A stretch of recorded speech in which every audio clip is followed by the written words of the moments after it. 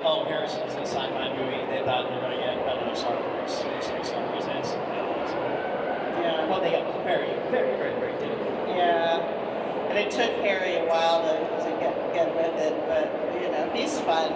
I mean, the thing is, when I watched Star Wars, especially before I auditioned for Blade Runner, and then I got the part in Blade Runner, I thought I was going to be dealing with Han Solo, but it turns out I was dealing with Harrison Ford, who was a little grumpier than Han Solo.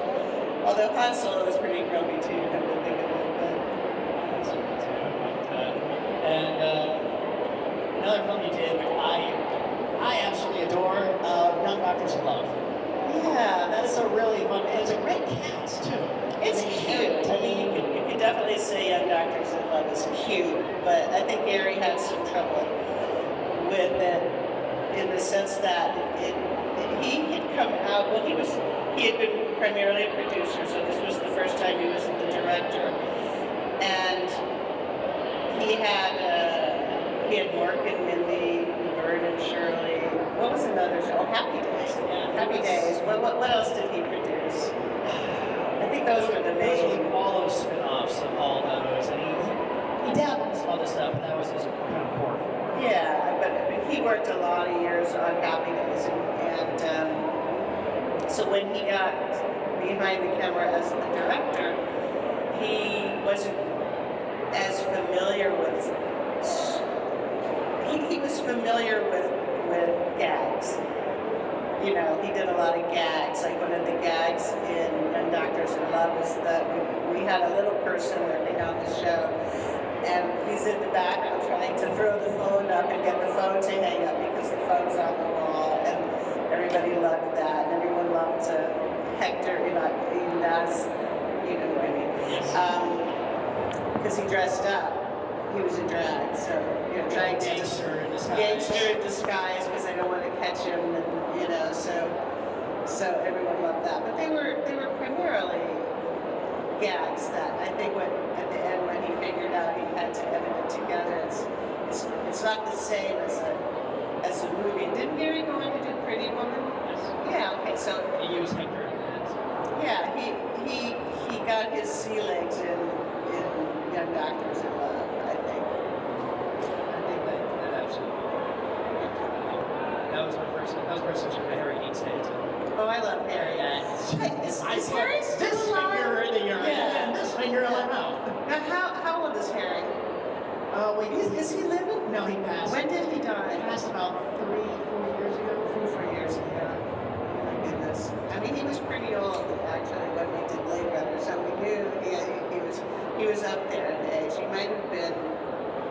Did he make it to 90? I think he got close. Yeah. Anyways, he was probably sort of semi-retired, just living on his ranch and stuff all the time. And he Topanga? Is that? Where was his ranch? I'm not sure. I know Mark Maron did a great monologue with him. Oh, that would be So it's interesting. Yeah. He was just, Yeah. And then your involvement in the Alan Smithy film, too. Poor David. Yeah. He had a hard time with that. That was although what's interesting, we shot Dune down in Mexico City. And the guy that they had doing the sets, his name was Tony Masters, right? And he did the sets for the Stanley, 2001. 2001 Stanley Kubrick, yeah. He did the sets on 2001, and he did them on a few other of his movies. And Tony was British, and I actually have a Dune video on YouTube, the making of it, that I shot with a little Super 8 camera that was pretty interesting. I think it just says the making of Dune, Sean Young, or something like that. But I used to ask Tony, like how much are these sets costing? And now I can say, because both Dino De Laurentiis and Tony Masters are gone, but that was kind of a laundering operation for Dino, because you could go to Mexico City and you could say, well, these sets cost $80 gazillion, but then they didn't actually cost that to make it, so it was a little bit of a laundering a good reason to make a movie, in my opinion. Who cares what kind of reason you need? At least the movie's getting made. I have never heard a dull story involving De Laurentiis. No, he was very interesting, and I worked for him again for Once Upon a Crime with Richard Lewis, and we shot the whole thing in Rome, and he had the cast one night go out to this dinner at a restaurant, which is the weirdest restaurant I ever went to, because the whole restaurant was based on after you finish eating, you throw your plate to the floor and it breaks, right? So there's a big cleanup in this type of restaurant, and we were like going, really? You want us to throw our stuff on the ground? And then there was a little donkey outside. It's very colorful Roman, I guess, what do you call that? A specialty restaurant. Where novelty restaurant, where the whole thing is they get you. Was there a certain phrase? Also, There was, and I don't remember what it was, but I just remember Richard Lewis and I looking at each other like, oh my God. John Candy was there that night, and the cast was there. John Candy, Ornella Muti, Giancarlo Giannini, who was in a film called Swept Away. If you've ever seen a film by Lena Wertmuller called Swept Away, that's an amazing film.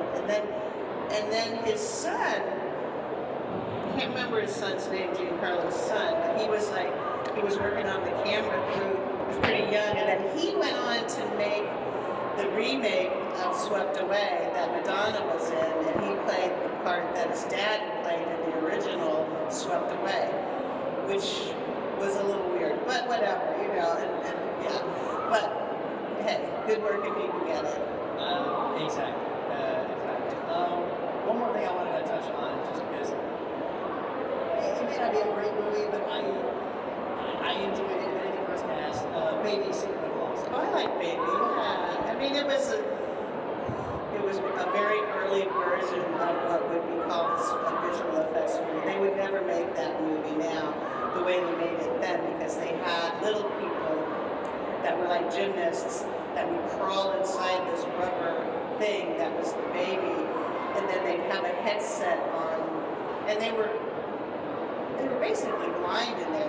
They didn't have like a camera that they could see where they were going. They had a headset, and someone out, where we were would go left, right, run, and then they could only be in the little dinosaur for like 20 minutes, right? So we had to work pretty specifically to make sure like they didn't fall over from sweat or dehydration.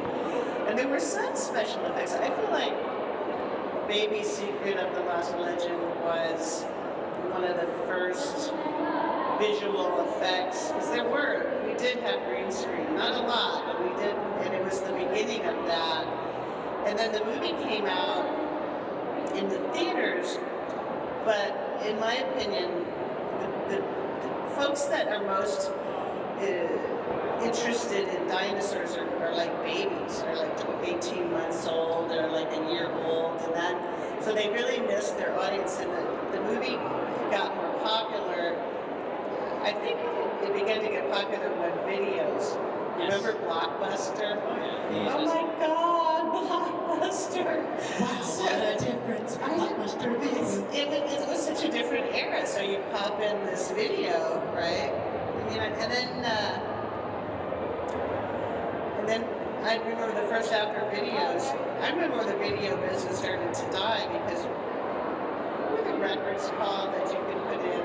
And they were like the first. Yeah, laser discs. I remember laser discs, but that didn't for some reason catch on, because I guess they miniaturized it to DVD.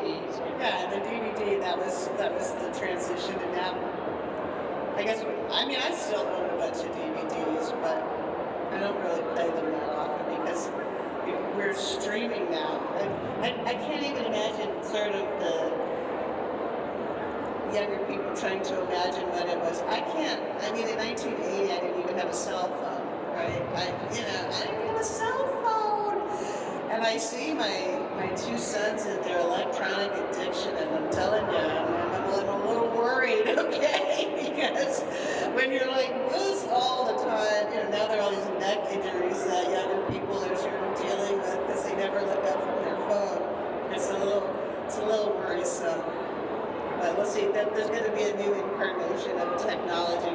Where the next one is we're just going to have chips put in our head, and we don't even have to go see movies anymore. We can just go